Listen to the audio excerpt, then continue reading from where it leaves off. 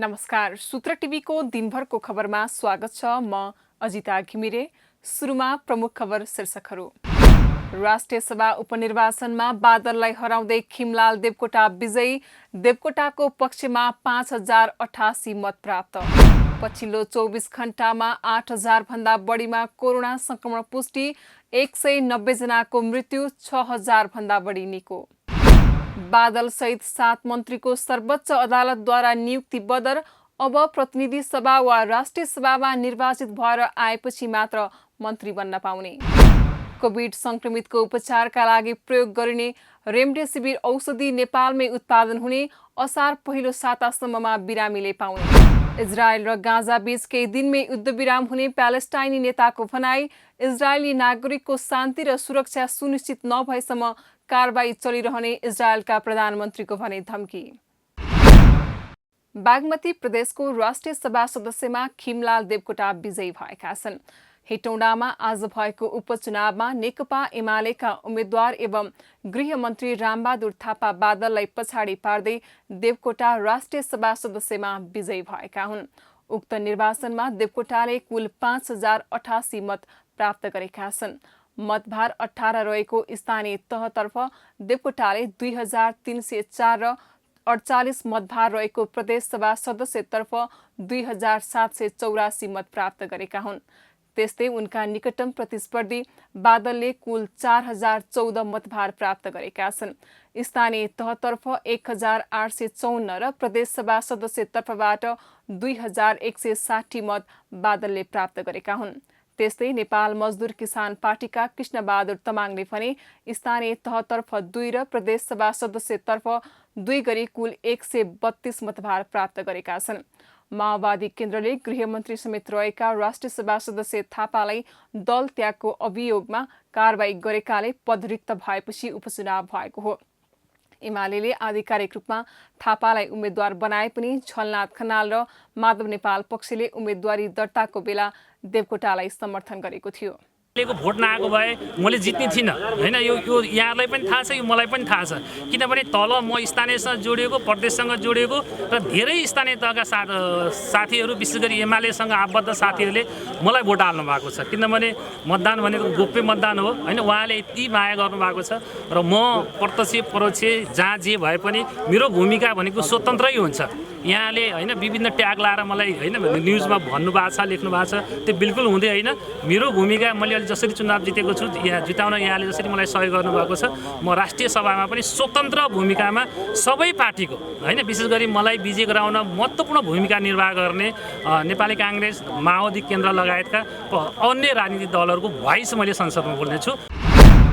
पछिल्लो 24 घण्टामा थप 8305 जनामा कोरोना भाइरस संक्रमण पुष्टि भएको छ। यस्तै सोही अवधिमा 190 जनाको मृत्यु भएको स्वास्थ्य तथा जनसङ्ख्या मन्त्रालयले जनाएको छ। यस्तै पछिल्लो 24 घण्टामा 6543 जना संक्रमणमुक्त भएका छन्। यससँगै देशभर कोरोना निको हुनेको सङ्ख्या 3,66,946 पुगेको छ। त्यस्तै निको भएका सहित कुल संक्रमितको सङ्ख्या 4,88,645 पुगेको छ। मन्त्रालयले आजसम्म देशभर सक्रिय संक्रमित 1,15,552 नागेको जनाएको छ भने मृतकको कुल संख्या 5,847 पुगेको छ। बितेको 24 घण्टामा 22,087 जनामा कोरोना परीक्षण गरिएको थियो। सर्वोच्च अदालतले मन्त्री परिषदका 7 मन्त्रीको निरन्तरतालाई असंवैधानिक ठहर गरेको छ। प्रधान न्यायाधीश चोलेन्द्र शमशेर जबराको एकल इजलासले माओवादीमा नफर्की एमाले बसेका र सांसद पद खारेज भएपछि पनि प्रधानमन्त्री केपी शर्मा ओलीको पछिल्लो मन्त्री परिषदमा नियुक्त भएका 7 जना मन्त्रीको निरन्तरता असंवैधानिक भएको ठहर गरेको हो। सर्वोच्चको यो फैसलाले गृहमन्त्री रामबहादुर थापा सहित पूर्व सङ्घीय संसदको सदस्य नरहेका 7 मन्त्री पदमुक्त भएका छन्। गृहमन्त्री रामबहादुर थापा बादल, उद्योग मन्त्री लेखराज भट्ट, ऊर्जा मन्त्री टोपबहादुर रायमाझी, शहरी विकास मन्त्री प्रभु शाह, खानेपानी मन्त्री मणि थापा, श्रम मन्त्री गौरीशङ्कर चौधरी र युवा तथा खेलकुद मन्त्री दावा लामा मन्त्री पदबाट मुक्त भएका छन्। अधिवक्ता कपिलदेव ढकाल र विराज थापाले संविधानको धारा 78 अनुसार एकपटकलाई बढीमा 6 महिना मात्र मन्त्री हुन सक्ने संवैधानिक व्यवस्था रहेकाले गैर सांसदलाई फेरि नियुक्त गर्न नपाइने भन्दै रिट निवेदन दायर गरेका थिए। उनीहरू अब प्रतिनिधि सभा वा राष्ट्रिय सभामा निर्वाचित भएर आएपछि मात्र मन्त्री बन्न पाउने संवैधानिक व्यवस्था रहेको छ। कोभिड-19 संक्रमितको उपचारका लागि प्रयोग गरिने रेमडेसिभिर औषधि नेपालमा नै उत्पादन हुने भएको छ। औषधि व्यवस्था विभागले रेमडेसिभिर उत्पादन गर्ने अनुमति दिएपछि नेपालमा नै उत्पादन हुने भएको हो। विभागका सूचना अधिकारी सन्तोष केसीले रेमडेसिभिर उत्पादन गर्नका लागि वीरगञ्ज स्थित नेशनल हेल्थ केयरलाई अनुमति दिएको जानकारी दिएका छन्। औषधि उत्पादन गर्ने कम्पनीका सबै संरचना हेरेर र उत्पादन गर्न सक्ने भएपछि मात्र अनुमति दिएको जनाइएको छ।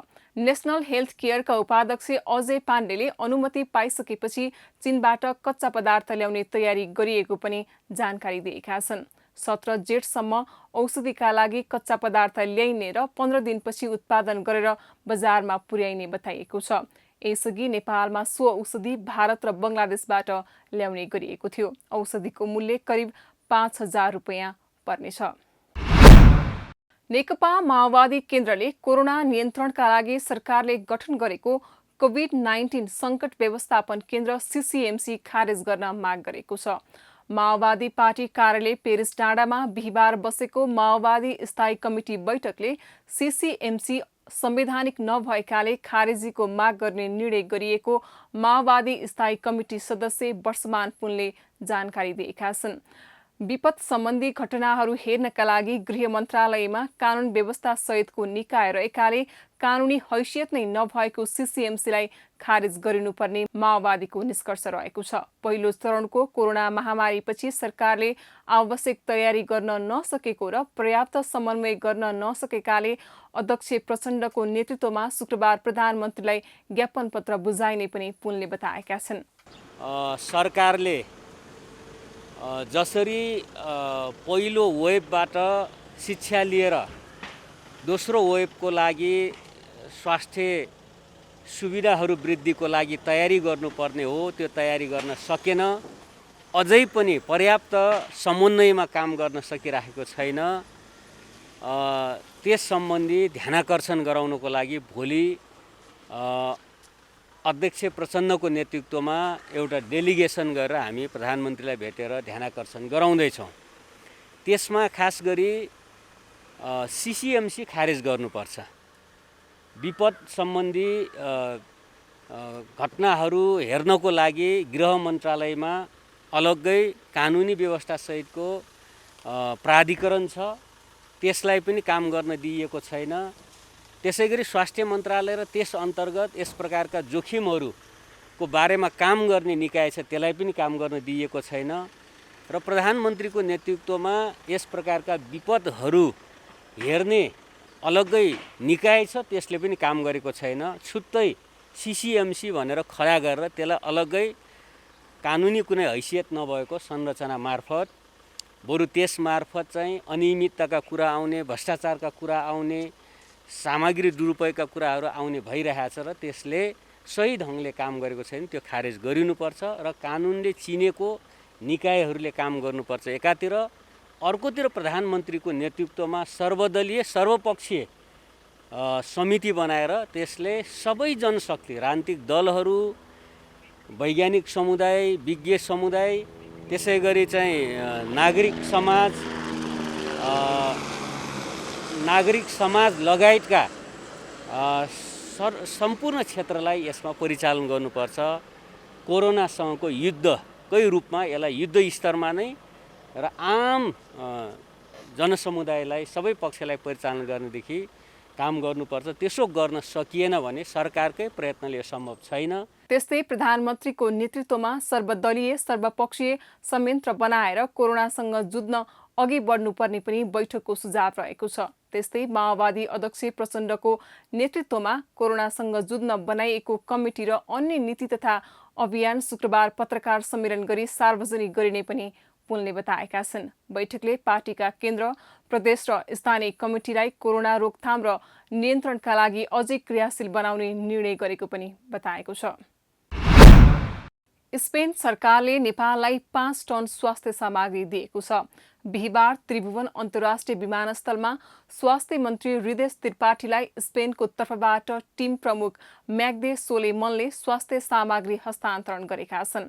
स्पेनले 15 थान रेस्पिरेटर, 10 थान अक्सिजन कन्सन्ट्रेटर, 1,44,000 थान मास्क र 1,25,000 एन्टिजेन टेस्ट किट हस्तान्तरण गरेको स्वास्थ्य मन्त्रालयले जनाएको छ। सो सामग्री 1 मिलियन युरो बराबरको रहेको बताइएको छ।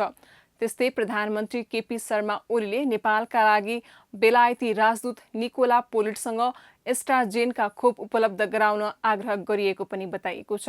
सिंहदरबारमा आज भएको भेटवार्तामा दुई देशबीचको आपसी सम्बन्धबारे कुराकानी भएको र कोभिड-19 विरुद्धको लडाईँमा परस्पर सहयोगको आदान प्रदानबारे छलफल गरिएको जनाइएको छ।